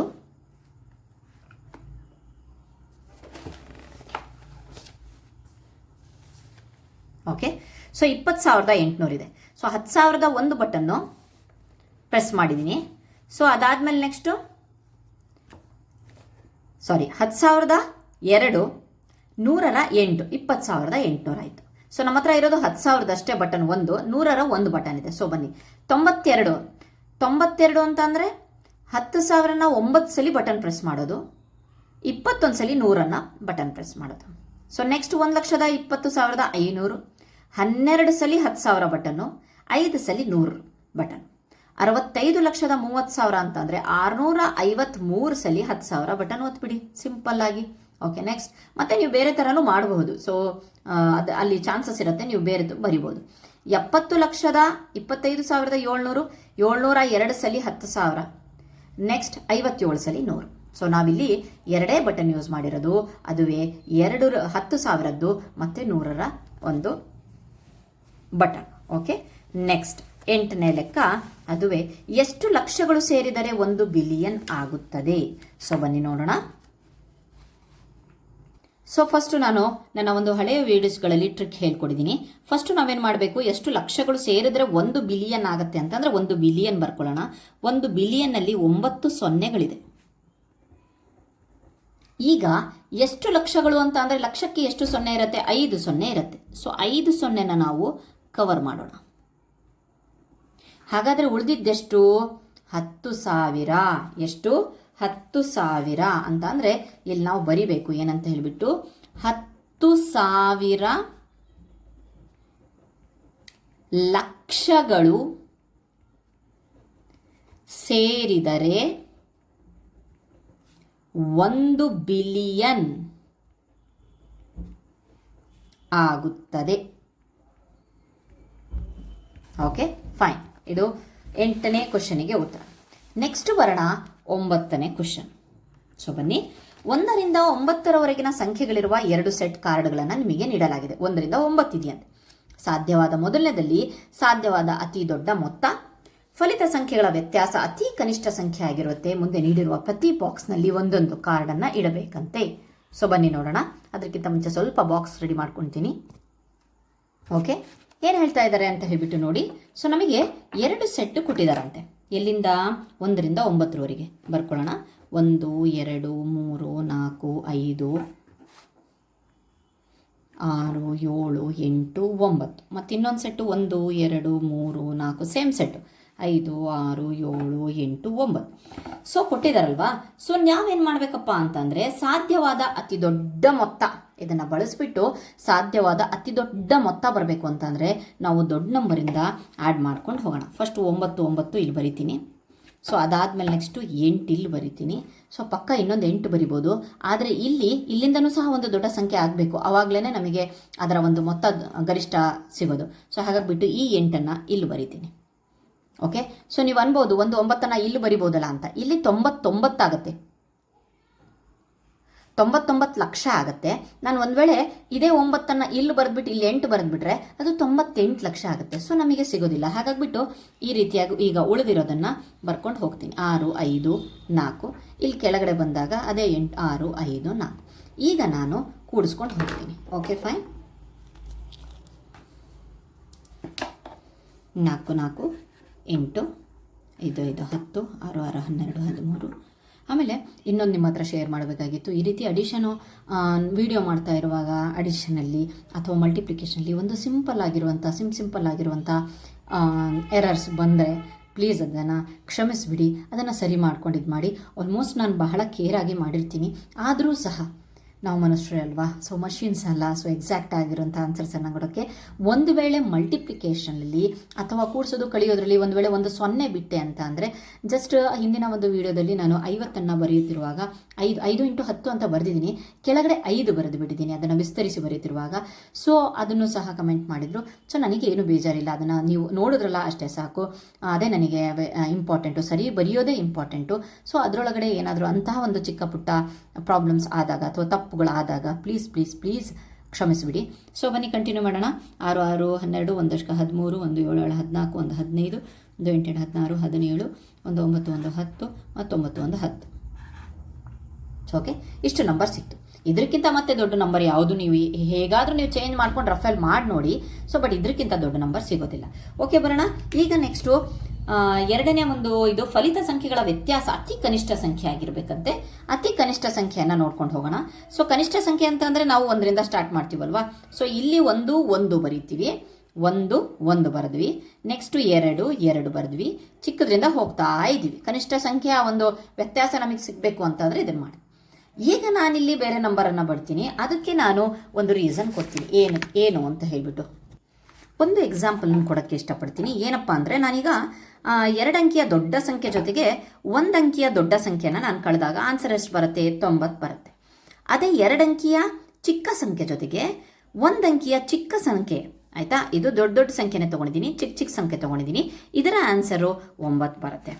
ಅದೇ ನಾನು 2 ಅಂಕಿಯ ಚಿಕ್ಕ ಸಂಖ್ಯೆ ಜೊತೆಗೆ ದೊಡ್ಡ ಸಂಖ್ಯೆಯನ್ನು ಕಳೆದಾಗ, ಉದಾಹರಣೆಗೆ 1 ಅಂಕಿಯ ದೊಡ್ಡ ಸಂಖ್ಯೆಯನ್ನು ಕಳೆದಾಗ 10ರಲ್ಲಿ 9 ಕಳೆದ್ರೆ 1 ಬರುತ್ತೆ. ಆವಾಗ ಕನಿಷ್ಠ ವ್ಯತ್ಯಾಸ ಎಲ್ಲಿ ಬರ್ತಾ ಇದೆ? ಈ ಒಂದು ಮೆಥಡನ್ನು ರೂಲ್ಸನ್ನು ಚೇಂಜ್ ಮಾಡಿ. ಸೊ ನಾನಿಲ್ಲಿ ಅದೇ ಮಾಡಿರೋದು. ಇಲ್ಲಿ ಚಿಕ್ಕ ಸಂಖ್ಯೆಗಳನ್ನು ಬರೆದು ಈಗ ಕೆಳಗಡೆ ದೊಡ್ಡ ಸಂಖ್ಯೆಗಳನ್ನು ನಾನು ಕಳೆದೆ ಅಂತ ಅಂದರೆ ಆವಾಗ ನನಗೆ ವ್ಯತ್ಯಾಸ ಕನಿಷ್ಠದಾಗಿರುತ್ತೆ. ಸೊ ಎಷ್ಟು ದೊಡ್ಡ ಸಂಖ್ಯೆಯಿಂದ ಹೋಗುತ್ತೋ ಅದನ್ನು ಮಾಡ್ಕೊಂಡು ಹೋಗ್ತೀನಿ. ಸೊ ಬನ್ನಿ ಇಲ್ಲಿ ಉತ್ತರ ಎಷ್ಟಾಗುತ್ತೆ ಕಳೆಯೋದ್ರೊಳಗಡೆ ನೋಡೋಣ. ಸೊ ಇಲ್ಲಿ 7, ಇಲ್ಲಿ 4, ಇಲ್ಲಿ 4, ಇಲ್ಲಿ 2, ಇಲ್ಲಿ 2, ಇಲ್ಲಿ 0, ಇಲ್ಲಿ 1. ಇಲ್ಲಿ ನಾವು ಕಳೆದಿರೋದು. ಓಕೆ, ಇಲ್ಲಿ ನಾವು ಕೂಡಿಸಿರೋದು. ಅವರೇ ಹೇಳಿದ್ದಾರೆ ಮೊತ್ತ ಅಂತ ಹೇಳ್ಬಿಟ್ಟು ಇಲ್ಲಿ ವ್ಯತ್ಯಾಸ ಅಂತ ಕೊಡಿ. ಇದು ಬಹಳ ಚಿಕ್ಕದಾದ ಸಂಖ್ಯೆ ಆಗಿದೆ. ಓಕೆ, ನೆಕ್ಸ್ಟ್ ನೋಡೋಣ. ಈ ರೀತಿಯಾದಂಥ ಬಾಕ್ಸ್ಗಳನ್ನು ನೀವು ಹಾಕ್ಕೊಬೇಕು. ನಿಮಗೆ ಕೆಲವು ಸಂಖ್ಯಾ ಕಾರ್ಡ್ಗಳನ್ನು ನೀಡಲಾಗಿದೆ. 4,000, 13,000, 300, ದೆನ್ 70,000, 1,50,000, 25. ಈ ಕಾರ್ಡುಗಳನ್ನು ಬಳಸಿ ಮುಂದೆ ನೀಡಿರುವ ಸಂಖ್ಯೆಗಳಿಗೆ ಸಾಧ್ಯವಾದಷ್ಟು ಸಮೀಪದ ಸಂಖ್ಯೆಗಳನ್ನು ಪಡೆಯಿರಿ. ಇದಕ್ಕಾಗಿ ನೀವು ಯಾವುದೇ ಗಣಿತದ ಮೂಲಕ್ರಿಯೆ ಅಂದರೆ ಕೂಡಿಸಬಹುದು, ಕಳಿಬಹುದು, ಗುಣಿಸಬಹುದು, ಭಾಗಿಸಬಹುದು, ಯಾವುದೇ ಮೂಲಕ್ರಿಯೆಗಳನ್ನು ಬಳಸಬಹುದು. ನಿರ್ದಿಷ್ಟ ಸಂಖ್ಯೆಯನ್ನು ಮಾಡಲು ಪ್ರತಿ ಕಾರ್ಡನ್ನು ಒಂದು ಬಾರಿ ಮಾತ್ರ ಉಪಯೋಗಿಸಬಹುದು. ಇದು ಇಂಪಾರ್ಟೆಂಟು. ಒಂದು ಕಾರ್ಡನ್ನು ಒಂದು ಬಾರಿ ಅಷ್ಟೇ ಯೂಸ್ ಮಾಡಬಹುದು, ಹೇಗಾದರೂ ಮಾಡಬಹುದು. ಇಲ್ಲಿ ಎಕ್ಸಾಂಪಲ್ ಕೊಟ್ಟಿದ್ದಾರೆ. 1,10,000ನ 4,000 ತಗೊಂಡಿದ್ದಾರೆ. ಇದು ಆಯಿತು, ಫಿನಿಶು. ನೆಕ್ಸ್ಟ್ 20 + 5 25 ಆಯಿತು. ಸೊ 20 ತಗೊಂಡಿದ್ದಾರೆ, 5 ಯಾವ ರೀತಿ ಆದರೂ ತೊಗೊಬೋದು, 25. ನೆಕ್ಸ್ಟ್ 13,000 ತಗೊಂಡಿದ್ದಾರೆ, 1,13,000 ಆಯಿತು. ಅದೇ ರೀತಿ ಉಳಿದ 4ಗಳನ್ನು ನೋಡೋಣ. ಸೊ ಏನಿದೆ ಅಂತ ಹೇಳಿಬಿಟ್ಟು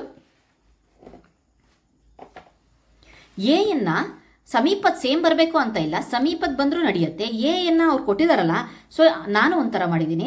ಇಲ್ಲಿ 70,000 ಮಾಡಿದ್ದೀನಿ. ಇಲ್ಲಿ 4,000 × 5 ಅಂದರೆ 5 4 20,000 ಆಯಿತು. 13,000. ಆಮೇಲೆ ಇಲ್ಲಿ 3 7 6 6,000. ಇದನ್ನಿಷ್ಟನ್ನು ಟೋಟಲ್ ಮಾಡಿದಾಗ 1,09,000. ಸೊ ಅವರಿಗೆ 1,13,000 ಬಂದಿದೆ. 3,000 ಹೆಚ್ಚು ಬಂದಿದೆ. ಓಕೆ, 1,10,000ದಲ್ಲಿ 3,000 ಹೆಚ್ಚು ಬಂದಿದೆ. ಇಲ್ಲಿ ನೋಡ್ರಿ, 1,10,000 ಅಂತೆ, 3,000. ನನಗದೇ 1,000 ಕಡಿಮೆ ಬಂದಿದೆ. ಓಕೆ, ಇದೇ ಸಮೀಪ. ಓಕೆ, ನೆಕ್ಸ್ಟ್ ಎರಡನೇದು 2,00,000 ಬರಬೇಕು. ಸೊ 1,50,000 ತೊಗೊಂಡಿದ್ದೀನಿ ಕಾರ್ಡು, 70,000 ತೊಗೊಂಡಿದ್ದೀನಿ. ಇವೆರಡರೂ ಸಹ ಗುಣಿಸ್ಬಿಟ್ಟು ಕಳೆದಿದ್ದೀನಿ. ಓಕೆ, ಇದೆಷ್ಟಾಗುತ್ತೆ? 20,000 ಆಗುತ್ತೆ. 70,000ದಲ್ಲಿ 20,000ನ ಕಳೆದ್ರೆ 50,000 ಆಯಿತು. 1,500 + 50,000 2,00,000 ಆಯಿತು. ನೆಕ್ಸ್ಟ್ 5,80,000 ಬರಬೇಕು. ಓಕೆ, ಬರತ್ತ ನೋಡೋಣ. ಇಲ್ಲಿ 70,000 × 5 ಮಾಡ್ಕೊಳ್ಳೋಣ. 7 5 35. ಓಕೆ, 3,50,000 ಆಯಿತು. 1,50,000 ಬಂದೆ, 5,00,000 ಆಯಿತು. ಸೊ ಇನ್ನು ಉಳಿದಿದ್ದು 80,000 ಬರಬೇಕು. 4,000 × 20 ಮಾಡಿದೆ, 80,000 ಬಂತು. 5,80,000 ಆಯಿತು. Okay, fine. ನೆಕ್ಸ್ಟ್ ಡಿ ನೋಡೋಣ. 12,45,000 ಬರಬೇಕಂತೆ. ನನಗೆ 700 ಜಾಸ್ತಿ ಬಂದಿದೆ. ನೋಡೋಣ, ಅದು ಸಮೀಪದ್ದು. ನೀವು ಬೇಕಾದರೆ ಟ್ರೈ ಮಾಡ್ಬೋದು. ಇನ್ನೂ ಸಮೀಪದ ಬರುತ್ತೆ ಅಂತ ಅಂದರೆ ಟ್ರೈ ಮಾಡಿ. 70,000 × 20,000 ಅಂತ ಕೊಟ್ಟಿದ್ದಾರೆ. 7 2 14. ಸೊ ನೆಕ್ಸ್ಟು ಮೈನಸ್ ಎಲ್ಲ ಮಾಡ್ಕೊಂಡು ಹೋಗ್ತಾ ಇದ್ದೀವಿ. 14,00,000 ಬಂದುಬಿಟ್ಟಿದೆ. ಸೊ 14,00,000ದಲ್ಲಿ ಇನ್ನು ನೆಕ್ಸ್ಟ್ ಕಡಿಮೆ ಮಾಡ್ಕೊಂಡು ಹೋಗ್ಬೇಕಲ್ವಾ, ಅದನ್ನು ಕಡಿಮೆ ಮಾಡ್ಕೊಂಡು ಹೋಗ್ತಾ ಇದ್ದೀವಿ. ಸೊ ಒಂದು ವೇಳೆ 100 ಇರ್ತಿದ್ರೆ 100 ಲೆಸ್ ಮಾಡ್ತಿದ್ವಿ, ಬಟ್ 100 ಇಲ್ಲ ಇಲ್ಲಿ. ಹಾಗಾಗಿ 300 ಲೆಸ್ ಮಾಡಿದ್ವಿ. 12,45,700 ಬಂತು. ನೆಕ್ಸ್ಟನ್ನು ನೋಡೋಣ, ಎಷ್ಟು ಬರಬೇಕು? 20,90,800 ಬರಬೇಕು. ಬಟ್ ಇಲ್ಲಿ ನನಗೆ ಜಾಸ್ತಿ ಬಂದಿದೆ. ನೋಡೋಣ, ಇನ್ನೂ ನೀವು ಬೇರೆ ಬೇರೆ ಟ್ರೈ ಮಾಡಿ ನೋಡೋಣ. 1,50,000 ಇದನ್ನು ಮಾಡಿದ್ವಿ. ನೆಕ್ಸ್ಟ್ ಮೈನಸ್ ಮಾಡ್ಕೊಂಡು ಎಲ್ಲವನ್ನು ಸಹ ಮೈನಸ್ ಮಾಡ್ಕೊಂಡು ನೆಕ್ಸ್ಟ್ 21,60,000 ಒಂದೊಂದೇ ಮಾಡ್ಕೊಂಡು ಹೋಗಿರೋದು. ಮತ್ತೆ ನೀವು ನಾವು ಮೈನಸ್ ಪ್ಲಸ್ ಆಗುತ್ತಲ್ಲ, ಆ ಎಲ್ಲ ಒಂದು ಕ್ರಿಯೆಯನ್ನು ಮಾಡ್ಕೊಂಡು ಹೋಗ್ಬೇಡ್ರಿ. ಇಲ್ಲಿಂದ ಬಂದೆ, ನೆಕ್ಸ್ಟ್ 20 - 5 ಮಾಡಿಕೊಂಡೆ, ಎಷ್ಟಾಯಿತು ಅಂತ ಹೇಳ್ಬಿಟ್ಟು ಟೋಟಲ್ ಮಾಡಿದೆ. ಅದರೊಳಗೆ ಒಂದೇ ಕಲ್ಕೊಂಡು ಹೋದೆ. ಆ ರೀತಿಯಾಗಿ ಮಾಡಿ. Okay, fine. ನೆಕ್ಸ್ಟ್, ಏಕತಾ ಪ್ರತಿಮೆಗೆ ಹೊಂದುವಷ್ಟು ಎತ್ತರವನ್ನು ಪಡೆಯಲು ಎಷ್ಟು ನಾಣ್ಯಗಳನ್ನು ಒಂದರ ಮೇಲೊಂದು ಸೇರಿಸಬೇಕು ಎಂಬುದನ್ನು ಕಂಡುಹಿಡಿಯಿರಿ. ಪ್ರತಿ ನಾಣ್ಯ 1 ಮಿಲಿಮೀಟರ್ ದಪ್ಪ ಇದೆ. ಏಕತಾ ಪ್ರತಿಮೆ ನಮಗೆ ಫಸ್ಟ್ ಸ್ಟಾರ್ಟಿಂಗಲ್ಲೇ ಬಂದಿತ್ತು. ಯಾವಾಗ ಸೋಮಿನ ಬಿಲ್ಡಿಂಗ್ ಜೊತೆಗೆ ನಾವು ನೋಡಬೇಕಲ್ಲ ಹೈಟು, ಆವಾಗ ಬಂದಿತ್ತು. ಅದರ ಹೈಟ್ ಎಷ್ಟು? 180 ಮೀಟರ್ ಬರೆದಿದ್ದೀನಿ ನಾನು. ಸೊ ಬನ್ನಿ ನೋಡೋಣ. ಹಾಗಾದರೆ ಕ್ವಶನ್ ನಂಬರ್ ಬನ್ನಿ ಕ್ವಶನ್ ನಂಬರ್ 11 ಸಾಲ್ವ್ ಮಾಡೋಣ. ಸೊ ಇಲ್ಲಿ ಏನು ಕೊಟ್ಟಿದ್ದಾರೆ ಅಂತಂದರೆ, ನಾಣ್ಯದ ದಪ್ಪ ಕೊಟ್ಟಿದ್ದಾರೆ. ಪ್ರತಿ ನಾಣ್ಯದ ದಪ್ಪ 1 ಮಿಲಿಮೀಟರ್. ಓಕೆ, ಪ್ರತಿ ಅಂತ ಬರೆದು ಬಿಡೋಣ. ಅಂದರೆ ಒಂದೊಂದು ನಾಣ್ಯದ ದಪ್ಪನೂ ಸಹ 1 ಮಿಲಿಮೀಟರ್ ಇದೆ. ಸೊ ಹಾಗಾದರೆ ನಮಗೆ ಏಕತಾ ಪ್ರತಿಮೆಯ ಹೈಟ್ ಗೊತ್ತು, ಎತ್ತರ ಗೊತ್ತು. ಎಷ್ಟು? 180 ಮೀಟರ್. ಸೊ ಈಗ ಇದು ಮಿಲಿಮೀಟರಲ್ಲಿದೆ, ಇದು ಮೀಟರಲ್ಲಿದೆ, ಬೇರೆ ಬೇರೆ ಯೂನಿಟ್ಸಲ್ಲಿದೆ. ಸೊ ನಾವು ಇದನ್ನು ಮಿಲಿಮೀಟರಿಗೆ ತೊಗೊಂಬರೋಣ. ಸೊ ನಮಗೆ ಗೊತ್ತುಂಟು ಏನಂತ ಹೇಳಿಬಿಟ್ಟು, ಮೀಟರಿಂದ ಮಿಲಿಮೀಟರಿಗೆ ಬರಬೇಕು ಅಂತ ಅಂದರೆ 1 ಮೀಟರ್ = 1000 ಮಿಲಿಮೀಟರ್ ಅಲ್ವಾ? 1000ದಿಂದ ಗುಣಿಸೋಣ. ಸೊ ಎಷ್ಟಾಗುತ್ತೆ? 80 1 1 1 1,80,000 ಮಿಲಿಮೀಟರ್. ಓಕೆ, ಇಲ್ಲಿ ರೀಸನ್ ಬೇಕಾದರೆ ಬರೀತೀನಿ. 1 ಮೀಟರ್ = 1000 ಮಿಲಿಮೀಟರ್. ಓಕೆ, ನೆಕ್ಸ್ಟ್ ಬರೋಣ. ಹಾಗಾದರೆ ಇಲ್ಲೇ ಅರ್ಥ ಆಗ್ಬಿಡ್ತು ಏನಂತ ಹೇಳಿಬಿಟ್ಟು, ಒಂದು ನಾಣ್ಯದ ದಪ್ಪ 1 ಮಿಲಿಮೀಟರ್ ಆಗಿದ್ದರೆ 1,80,000 ಮಿಲಿಮೀಟರ್ ಇರುವ ಎತ್ತರದ ಏಕತಾ ಪ್ರತಿಮೆಗೆ ಬೇಕಾಗಿರುವಂತಹ ನಾಣ್ಯಗಳಿಗೆ ಅಂತ ಅಂದರೆ ಇಷ್ಟು ನಾಣ್ಯಗಳು ಬೇಕು ಅಂತ. ಆದರೆ ನಾವು ಆ ರೀತಿಯಾಗಿ ಬರೆಯೋಗಿಲ್ಲ, ಕಂಟಿನ್ಯೂ ಸ್ಟೇಟ್ಮೆಂಟಲ್ಲಿ ಬರೀಬೇಕು. ಏನಂತ ಹೇಳಿಬಿಟ್ಟು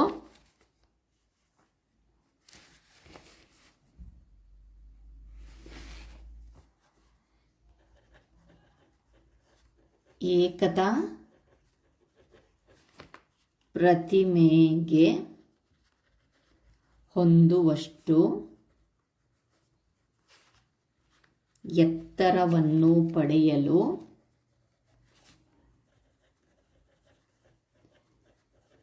ಬೇಕಾಗುವ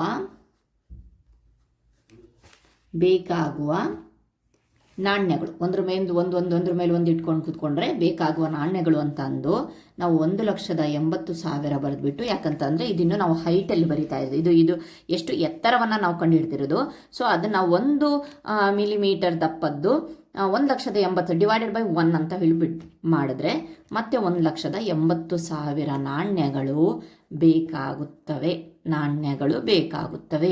ಇದು ಯಾಕೆ 1 ಅಂತ ಹೇಳಿಬಿಟ್ಟು ಬರದೆ ಅಂತ ಹೇಳಿಬಿಟ್ಟು ಗೊತ್ತಾಗುತ್ತೆ ನಿಮಗೆ. ಒಂದು ವೇಳೆ ಈ ಜಾಗದಲ್ಲಿ 1 ಇರಲಿಲ್ವಾ, ಪ್ರತಿ ನಾಣ್ಯದ ದಪ್ಪ 2 ಮಿಲಿಮೀಟರ್ ಇತ್ತು ಅಥವಾ 5 ಮಿಲಿಮೀಟರ್ ಇತ್ತು ಅಂತಂದರೆ ನಾವು ಅವಾಗ ಏನು ಮಾಡಬೇಕು, ಮಿಲಿಮೀಟರ್ ಮಾತ್ರ ಇದೇ ರೀತಿ ಕಂಡುಹಿಡಿಯೋದು. ಇಲ್ಲಿ ಏನು ಚೇಂಜಸ್ ಇಲ್ಲ, 1000ದಿಂದ ಗುಣಿಸಬೇಕು, ಮೀಟರಿಂದ ಮಿಲಿಮೀಟರಿಗೆ ಕನ್ವರ್ಟ್ ಮಾಡಬೇಕು. ಬಟ್ ಎಷ್ಟು ಬೇಕು ಅಂದಾಗ ಇಲ್ಲಿ ಎಷ್ಟು ಕೊಟ್ಟಿರ್ತಾರಲ್ವ, 2 ಮಿಲಿಮೀಟರ್ ಇದ್ದರೆ 5 ಮಿಲಿಮೀಟರ್ ಇದ್ದರೆ ಅಷ್ಟರಿಂದ ನಾವು ಇಲ್ಲಿ ಡಿವೈಡ್ ಮಾಡಬೇಕಾಗತ್ತೆ. ಸೊ ನಾನು ಇಷ್ಟಕ್ಕೆ ಇಲ್ಲಿ ಬರದೆ ಅಂತ ಅಂದರೆ ನೀವು ಇದೇ ಆನ್ಸರ್ ಅಂದ್ಕೊಂಡು ಪ್ರತಿ ಸಲ 1 ಮಿಲಿಮೀಟರ್ ಕೊಡಬೇಕಲ್ಲ ಮಕ್ಕಳ. ಸೊ ನಿಮಗೆ 5 ಮಿಲಿಮೀಟ್ರು, 2 ಮಿಲಿಮೀಟ್ರು ಅಥವಾ 10 ಮಿಲಿಮೀಟರ್ ಚೇಂಜ್ ಆದರೆ ಅದಕ್ಕೋಸ್ಕರ ಇಲ್ಲಿ ನಾನು 1 ತೋರಿಸಿದ್ದೀನಿ. ಎಷ್ಟು ಮಿಲಿಮೀಟರ್ ಇದೆಯೋ ಅದರಿಂದ ಭಾಗಿಸಿದಾಗ ನಮಗೆ ಉತ್ತರ ಸಿಗುತ್ತೆ. ಇದಿಷ್ಟು ನಾಣ್ಯಗಳು 1 ಇರೋದ್ರಿಂದ ಸೊ ಸೇಮ್ ನಮಗೆ ಆನ್ಸರ್ ಬಂದಿದೆ, ನಾಣ್ಯಗಳು ಬೇಕಾಗುತ್ತೆ ಅಂತ ಹೇಳಿ. Okay fine. ನೆಕ್ಸ್ಟ್ ಕ್ವಶನ್ ಅನ್ನು ನೋಡೋಣ. Question number 12. ಕಂದು ತಲೆಯುಳ್ಳ ಕಡಲು ಕೋಳಿಗಳು ಸರಿಸುಮಾರು 7 ಅಡಿ ಅಗಲದ ರೆಕ್ಕೆಗಳನ್ನು ಹೊಂದಿರ್ತವೆ. ಅವುಗಳು ಹಲವಾರು ಸಮುದ್ರಗಳಿಗೆ ವಲಸೆ ಹೋಗ್ತವಂತೆ. ಕಡಲು ಕೋಳಿಗಳು ಒಂದು ದಿನಕ್ಕೆ ಸುಮಾರು 900ರಿಂದ 1000 ಕಿಲೋಮೀಟರ್ವರೆಗೆ ಚಲಿಸಬಲ್ಲವು. ಇದುವರೆಗೆ ದಾಖಲಾಗಿರುವಂತೆ ಅವು ಚಲಿಸಿರುವ ಒಂದು ಟ್ರಿಪ್ ಸುಮಾರು 12,000 ಕಿಲೋಮೀಟರ್. ಪೆಸಿಫಿಕ್ ಸಮುದ್ರವನ್ನು ದಾಟಲು ಅವುಗಳು ಸರಿಸುಮಾರು ಅಂತಹ ಎಷ್ಟು ಟ್ರಿಪ್ಗಳನ್ನು ಮಾಡಬೇಕಾಗತ್ತೆ? ಸೊ ನಮಗಿಲ್ಲಿ ಬೇಕಾಗಿರೋದೇನು ಗೊತ್ತಾ, ಪೆಸಿಫಿಕ್ ಸಮುದ್ರದ ಅದನ್ನು ದಾಟಬೇಕು ಅಂತ ಅಂದರೆ ಅದನ್ನು ಯಾವ ರೀತಿಯಾಗಿ ಅದು ದಾಟತ್ತೆ. ಹೀಗೆ ಪೆಸಿಫಿಕ್ ಸಮುದ್ರ ಇದ್ದರೆ ಅದು ಹಿಂಗೆ ದಾಟತ್ತೋ ಹೇಗೆ ದಾಟತ್ತೋ ಒಟ್ಟು ದಾಟಬೇಕು ಅಲ್ವಾ ಕಾನ್ಸೆಪ್ಟು. ಹೇಗೆ ದಾಟತ್ತೆ ಅನ್ನೋದು ಗೊತ್ತಿಲ್ಲ. ಸೊ ಅದಕ್ಕೋಸ್ಕರ ನಾವಿಲ್ಲಿ ಸದ್ಯಕ್ಕೆ ಅವರು 12,000 ಕಿಲೋಮೀಟರ್ನೇ ನಾವು ಮಾದರಿಯಾಗಿ ತಗೊಂಡು ಹೋದರೆ, ಸೊ ಇಲ್ಲಿ ನಮಗೆ ಕೊಟ್ಟಿಲ್ಲ ಏನು ಪೆಸಿಫಿಕ್ ಮಹಾಸಾಗರದ ಏನಿದೆ ವೆಡ್ತ್ ಏನಿದೆ ಅದನ್ನು ಕೊಟ್ಟಿಲ್ಲ. ಸೊ ಹಾಗಾಗ್ಬಿಟ್ಟು ನಾವೇನು ಮಾಡಬೇಕಪ್ಪ ಅಂತ ಅಂದರೆ ಸದ್ಯಕ್ಕೆ ಇಲ್ಲಿ 12,000 ಕಿಲೋಮೀಟರ್ ಕೊಟ್ಟಿದ್ದಾರಲ್ಲ ಅದನ್ನೇ ನಾವು ತಗೊಳ್ಳೋಣ. ಸೊ ಒಟ್ಟು ದೂರ 12,000 ಕಿಲೋಮೀಟರ್. ಓಕೆ, ಹಾಗಾದರೆ ಕ್ರಮಿಸಿದ ದೂರ ಒಂದು ದಿನಕ್ಕೆ ಎಷ್ಟಂತೆ 900ರಿಂದ 1000 ಕಿಲೋಮೀಟರ್. ಈ ಕಡೆ 900 ಹೇಳಿಲ್ಲ, 1000 ಕಿಲೋಮೀಟರ್ ಹೇಳಿಲ್ಲ. ಸೊ ನಾವು ಎರಡನ್ನೂ ನೋಡೋಣ. 900ರಿಂದ 1000 ಕಿಲೋಮೀಟರ್ ಅನ್ನೋದು ಒಂದು ದಿನದಲ್ಲಿ ಅದು ಕ್ರಮಿಸತ್ತಂತೆ. ಸೊ ಹಾಗಾದರೆ ಫಸ್ಟ್ 900 ಇಟ್ಟಾಗ ಎಷ್ಟು ಕ್ರಮಿಸತ್ತೆ ಅಂತ ನೋಡೋಣ. 900 ಕಿಲೋಮೀಟರ್ ಪ್ರತಿದಿನಕ್ಕೆ ಚಲಿಸಿದರೆ ಅದರ ಅಂದಾಜು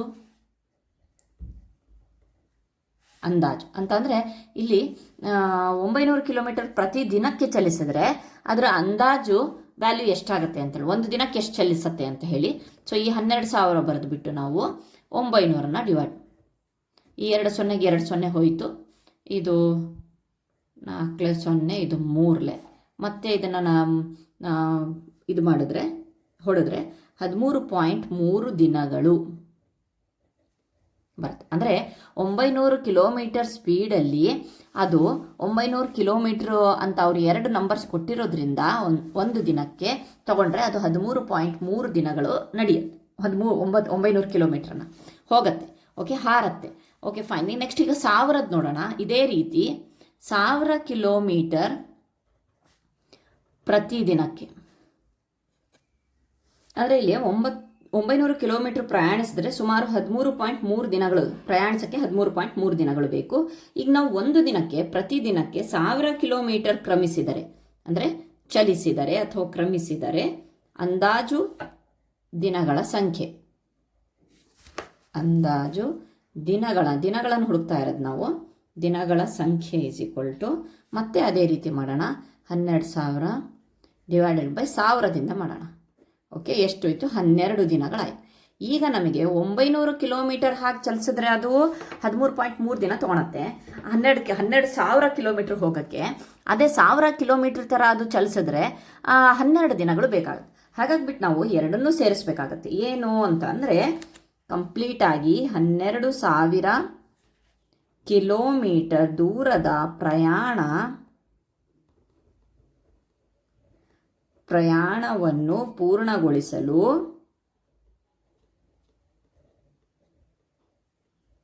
ಸುಮಾರು 12ರಿಂದ ಇಲ್ಲಿದೆ ಅಲ್ವಾ 13.3 ಅಂತ ಅಂದರೆ ನಾವು 13 ದಿನಗಳು ಅಂತಲೇ ಇದು ಮಾಡ್ಕೊಳ್ಳೋಣ, ಅಥವಾ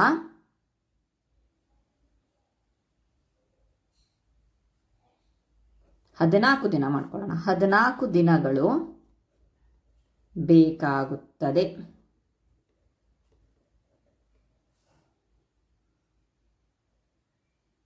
ಓಕೆ, ಅರ್ಥ ಆಯ್ತಾ? 12ರಿಂದ 14 ದಿನಗಳು ಬೇಕಾಗುತ್ತೆ. ಓಕೆ, ನೆಕ್ಸ್ಟ್ ಕ್ವಶನ್ ನೋಡೋಣ.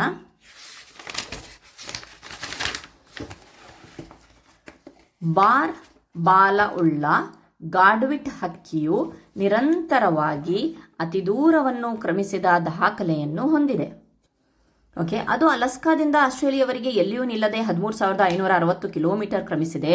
ಅದರ ಪಯಣ 13ನೇ ಅಕ್ಟೋಬರ್ 2022ರಂದು ಆರಂಭವಾಗಿ ಸುಮಾರು 11 ದಿನಗಳವರೆಗೆ ಮುಂದುವರೆದಿದೆ. ಅದು ಪ್ರತಿದಿನ ಕ್ರಮಿಸಿದ ಅಂದಾಜು ದೂರವನ್ನು ಕಂಡುಹಿಡಿಯಿರಿ.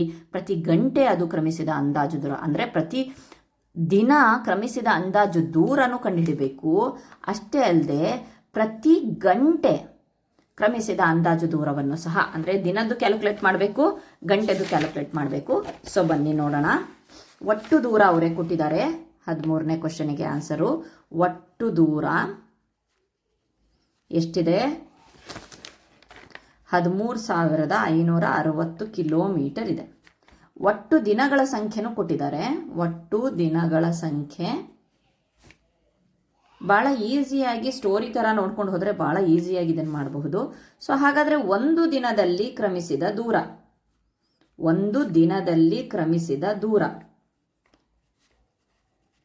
ಸೊ 11 ದಿನದಲ್ಲಿ ಎಷ್ಟು ಕಿಲೋಮೀಟರ್ ಹೋದರೆ ಒಂದು ದಿನದಲ್ಲಿ ಎಷ್ಟು ಕಿಲೋಮೀಟರ್ ಹೋಗುತ್ತೆ ಅನ್ನೋದನ್ನು ನೋಡಬೇಕು. 13,560 ಜೊತೆಗೆ 11ನ್ನು ಡಿವೈಡ್ ಮಾಡಿದ್ರೆ ನಮಗೆ ಒಂದು ದಿನದ ಲೆಕ್ಕಾಚಾರ ಸಿಗುತ್ತೆ. ಅದುವೇ 1,232.72 ಕಿಲೋಮೀಟರ್ ಅಂದಾಜು ಇದು. ಓಕೆ ಫೈನ್, ಅಂದಾಜು ಅಂತ ಹೇಳ್ಬಿಟ್ಟು ಬರಿಬೇಕು ನೀವು ಎಲ್ಲ ಕಡೆ. ನೆಕ್ಸ್ಟ್, ಈ ದೂರವನ್ನು ಕ್ರಮಿಸಲು ತೆಗೆದುಕೊಂಡ ಸಮಯ ನೋಡೋಣ. ಈಗ ಕ್ರಮಿಸಲು ತೆಗೆದುಕೊಂಡ ಸಮಯ 11 ದಿನಗಳು ಅಲ್ವಾ, ಇಂಟು 24 ಗಂಟೆ. ಓಕೆ, ಟೋಟಲ್ ಎಷ್ಟಾಯಿತು? 264 ಗಂಟೆಗಳಲ್ಲಿ ತಗೊಳ್ತಾ ಇದ್ದೀನಿ. ಯಾಕೆ ಅಂತಂದರೆ ಅವರು ಕೇಳಿದ್ದಾರೆ ಪ್ರತಿದಿನ ಕ್ರಮಿಸಿದ ದೂರ ಅಂತ ಹೇಳಿಬಿಟ್ಟು ಕೊಟ್ಟಿದ್ದಾರೆ. ಸೊ ಹಾಗಾಗಿಬಿಟ್ಟು ಪ್ರತಿದಿನ 264 ಗಂಟೆ ಅದು ಹೋಗಿದೆ. ನೆಕ್ಸ್ಟ್ ಇನ್ನೊಂದು ಕ್ವಶನ್ ಇದೆ. 1 ಗಂಟೆಯಲ್ಲಿ ಕ್ರಮಿಸಿದ ದೂರ, 1 ಗಂಟೆಯಲ್ಲಿ ಕ್ರಮಿಸಿದ ದೂರ ಅಲ್ವಾ, ಎಷ್ಟು? ಸೊ 1 ಗಂಟೆಯಲ್ಲಿ ಅಂತ ಅಂದರೆ ನಮಗೆ ಫಸ್ಟ್ ಟೋಟಲ್ಲು 13,560. ಸೊ ಇಷ್ಟು ಗಂಟೆಗಳು ಇದ್ದಾವೆ ಅಂತ ಅಂದರೆ ನಾವಿನ್ನು ಇದನ್ನು ಡಿವೈಡ್ ಮಾಡೋಣ. 264 ಅಲ್ವಾ. ಈ ದೂರ ತೆಗೆದುಕೊಂಡ ಸಮಯ ಅಂತ ಅಂದರೆ 11 × 24 ಟೋಟಲು. ಸೊ 1 ಗಂಟೆದು ಟೋಟಲ್ ಗಂಟೆಯಲ್ಲಿ ಸಿಕ್ಕಿದೆ ಅಂತಂದರೆ ಟೋಟಲ್ ಗಂಟೆಯಿಂದ ಈ ಕ್ರಮಿಸಿದ ದೂರವನ್ನು ನಾವು ಡಿವೈಡ್ ಮಾಡಿದ್ರೆ ನಮಗೆ 1 ಗಂಟೆದ ಸಿಗತ್ತೆ ಅಂದಾಜು 51.36 ಕಿಲೋಮೀಟರ್. ಇದು ಸಹ ಅಂದಾಜು. ಹಾಗಾದರೆ ಈ ಪ್ರಯಾಣದಲ್ಲಿ 1 ಗಂಟೆಗೆ ಸರಾಸರಿ 51.36 ಕಿಲೋಮೀಟರ್ ದೂರವನ್ನು ಕ್ರಮಿಸಲಾಗಿದೆ. 2 ಆನ್ಸರ್ಸ್ ಬಂದಿದೆ. ಓಕೆ, ನೆಕ್ಸ್ಟ್ ಕ್ವಶನ್ ನೋಡೋಣ. 14ನೇ ಕ್ವಶನ್ನು, ಲಾಸ್ಟ್, ಈ ಒಂದು ಪಾಠದ ಲಾಸ್ಟ್ ಕ್ವಶನ್ಗೆ ಬಂದಿದ್ದೀವಿ. ಬಾಲ್ಡ್ ಹದ್ದುಗಳು ಭೂಮಿಯ ಮೇಲ್ಭಾಗದಲ್ಲಿ 4500ರಿಂದ 6000 ಮೀಟರ್ ಎತ್ತರದವರೆಗೆ ಹಾರಲು ಪ್ರಾರಂಭಿಸಿದೆ. ಮೌಂಟ್ ಎವರೆಸ್ಟ್ ಶಿಖರವು ಸುಮಾರು 8850 ಮೀಟರ್ ಇದೆ. ವಿಮಾನ 10,000ದಿಂದ 12,000 ಮೀಟರ್ವರೆಗೆ ಹೋಗುತ್ತೆ. ಹಾಗಾದರೆ ಸೋಮುವಿನ ಕಟ್ಟಡಕ್ಕೆ ಹೋಲಿಸಿದಂತೆ ಎತ್ತರಗಳು ಎಷ್ಟು ಪಟ್ಟು? ಸೋಮುವಿನ ಕಟ್ಟಡ ನಿಮಗೆ ನೆನಪಿರಬಹುದು, ಇಲ್ಲಿ ಪೇಜ್ ನಂಬರ್ ಸ್ಟಾರ್ಟಿಂಗಲ್ಲಿ ಇಲ್ಲಿ ಸೋಮು ನಿಂತ್ಕೊಂಡು ಹಾಯ್ ಅಂತ ಹೇಳ್ತಾ ಇದ್ದಾನೆ. ಈ ಕಟ್ಟಡದ ಮೀಟರ್ನ ನಾನು ಹೇಳಿದ್ದೆ ಏನಂತ ಹೇಳಿಬಿಟ್ಟು 40 ಮೀಟರ್, 4 ಮೀಟರ್ ಅಂತ ಹೇಳಿ 10 ಕಟ್ಟಡಗಳಿದ್ದಾವೆ, 40 ಮೀಟರ್ ಆಗುತ್ತೆ ಅಂತ ಹೇಳಿ. ಸೊ ಬನ್ನಿ ಅದನ್ನೇ ಎಲ್ಲ ಒಂದು ಸಂಖ್ಯೆ ಜೊತೆಗೂ ಸಹ ಇಲ್ಲಿ ನಾವು ಕಂಪ್ಯಾರಿಸನ್ ಮಾಡಬೇಕಂತೆ. So question number 14. ಫಸ್ಟ್ ಇಲ್ಲಿ ಬರೆಯೋಣ, ಸೋಮುವಿನ ಕಟ್ಟಡದ ಎತ್ತರ. ಕಟ್ಟಡದ ಎತ್ತರ ಎಷ್ಟಿದೆ? 40 ಮೀಟರ್ ಇದೆ. ಹಾಗಾದರೆ ಫಸ್ಟು ನಾವೇನು ಮಾಡೋಣ, ಹದ್ದುಗಳ ಜೊತೆ ಕಂಪ್ಯಾರಿಸನ್ ಮಾಡೋಣ. ಒಂದು ಹದ್ದು, ಅದು ಯಾವುದು ಬಾಲ್ಡ್ ಹದ್ದು ಅಂತ ಹೇಳಿದಾರಲ್ಲ, ಹದ್ದು ಹಾರುವ ಎತ್ತರ ಎಷ್ಟಂತೆ? 4500 ಮೀಟರ್ನಿಂದ 6000 ಮೀಟರ್ವರೆಗೆ ಹಾರತ್ತಂತೆ. ಸೊ ಹಾಗಾದರೆ ನಾವು ಕನಿಷ್ಠ ಅಂದಾಜು ಇದನ್ನು ನೋಡೋಣ, ಆಮೇಲೆ ಗರಿಷ್ಠನು ಇದನ್ನು ನೋಡೋಣ. ಕನಿಷ್ಠ ಅಂದಾಜನ್ನ ನೋಡಿದಾಗ ಸೊ ಏನಿಲ್ಲ, ಈ ನಂಬರ್ ಜೊತೆಗೆ ಸೋಮುವಿನ ಕಟ್ಟಡದ ಎತ್ತರವನ್ನು ಡಿವೈಡ್ ಮಾಡಿದ್ರೆ ಆಯಿತು. 112.5 ಓಕೆ ಮೀಟರ್. ಅದೇ ಗರಿಷ್ಠ ಅಂದಾಜಿಗೆ ಹೋದಾಗ 6000ದಿಂದ 40 ಡಿವೈಡ್ ಮಾಡೋಣ, 150 ಮೀಟರ್. ಹಾಗಾದರೆ ಆದ್ದರಿಂದ ಅವ್ರು ಕೇಳ್ತಾ ಇದ್ದಾರೆ ಏನು, ಈಗ ಕಂಪ್ಯಾರಿಸನ್ ಬರಿಬೇಕು ನಾವು. ಆದ್ದರಿಂದ ಹದ್ದು ಸೋಮುವಿನ ಕಟ್ಟಡಕ್ಕಿಂತ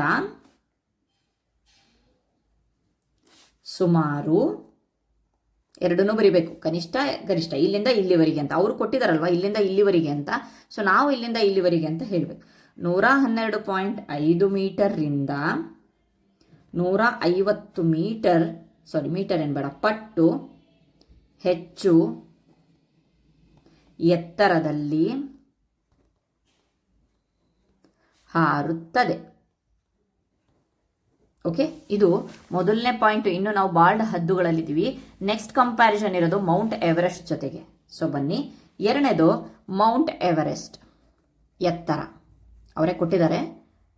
ಮೌಂಟ್ ಎವರೆಸ್ಟ್ ಎತ್ತರ ಎಷ್ಟಿದೆ? 8850 ಮೀಟರ್ ಇದೆ. ಈಗ ಅದೇ ರೀತಿ ಮಾಡೋಣ, 8850 ಮೀಟರ್ನ 40 ಮೀಟರ್ ಜೊತೆಗೆ ಕಂಪ್ಯಾರಿಸನ್ ಮಾಡಿದ್ರೆ ನಮಗೆ 221.25 ಮೀಟರ್ ಸಿಗುತ್ತೆ. ಆದ್ದರಿಂದ ಮತ್ತೆ ಇಲ್ಲಿ ಸ್ಟೇಟ್ಮೆಂಟ್ ಬರಿಬೇಕಾಗತ್ತೆ. ಮೌಂಟ್ ಎವರೆಸ್ಟ್ ಅಂತ ಬರಿತೀನಿ. ಸೋಮುವಿನ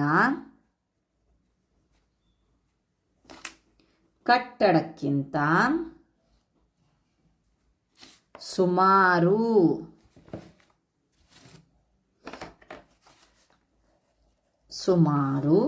221 ಪಟ್ಟು ಹೆಚ್ಚಾಗಿದೆ ಹೈಟ್ನಲ್ಲಿ. ಓಕೆ, ನೆಕ್ಸ್ಟ್ ಬರೋಣ ಯಾರ ಜೊತೆ ಕಂಪ್ಯಾರಿಸನ್? ವಿಮಾನದ ಬಗ್ಗೆ ಹೇಳ್ತಾ ಇದ್ದಾರೆ. ಮೌಂಟ್ ಎವರೆಸ್ಟ್ ಆಯಿತು, ವಿಮಾನ 10,000ದಿಂದ 12,000 ಮೀಟರ್. ಓಕೆ, ಬರೋಣ. ಹಾಗಾದರೆ ವಿಮಾನ ಹಾರುವ ಎತ್ತರ = 10,000 ಮೀಟರಿಂದ 12,800 ಮೀಟರ್ ಅಂತ. ಸೊ ಹೇಗೋ ಯೂನಿಟ್ಸ್ ಎಲ್ಲ ಮೀಟರಲ್ಲೇ ಇದೆ, ಸೋಮುವಿನ ಒಂದು ಕಟ್ಟಡನೂ ಮೀಟರಲ್ಲೇ ಇದೆ. ಸೊ ಕನಿಷ್ಠ ಅಂದಾಜು ನೋಡಿದಾಗ ಇಲ್ಲೂ ಸಹ ಕನಿಷ್ಠ ಗರಿಷ್ಠ ಇದೆಯಲ್ವಾ, ಕನಿಷ್ಠ ಅಂದಾಜು ನೋಡಿದಾಗ ಯಾವುದಾದ್ರೂ ಒಂದು ತೊಗೊಂಡು ಸಹ ಮಾಡಬಹುದು. ಅವರು ಇಲ್ಲಿಂದ ಇಲ್ಲಿವರೆಗೆ ಅಂತ ಕೊಟ್ಟಿದ್ದಾರಲ್ವ. ಸೊ ಹಾಗಾಗ್ಬಿಟ್ಟು ನಾವು ಕನಿಷ್ಠ ಅಂದಾಜು ತೊಗೊಂಡಾಗ 10,000 ಡಿವೈಡೆಡ್ ಬೈ 40 ಮಾಡಿದಾಗ 250 ಬರುತ್ತೆ. ಅದೇ ಗರಿಷ್ಠ ಅಂದಾಜು ನೋಡಿದಾಗ 12,800 ಕೊಟ್ಟಿದ್ದಾರೆ, ಡಿವೈಡೆಡ್ ಬೈ 40 ಅಂತ ಕೊಟ್ಟಾಗ 320. ಸೊ ಕೊನೆಗೆ ನಾವು ಬರಿಬೇಕಾಗತ್ತೆ ಏನಂತ ಹೇಳಿಬಿಟ್ಟು, ಆದ್ದರಿಂದ